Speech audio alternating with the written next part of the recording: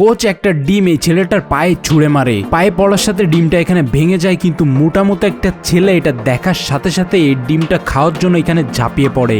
এই সময় টিমের বাকি লোক মিলে এই ছেলেটাকে এখান থেকে ধরে নিয়ে যায়। এই সময় কোচ ভুল করে একটা জায়গায় ডিম মেরে দেয়, আর তখনই ছেলেটা ওইখান থেকে ছাড়িয়ে আবারও এই ডিমটা খেতে আসে।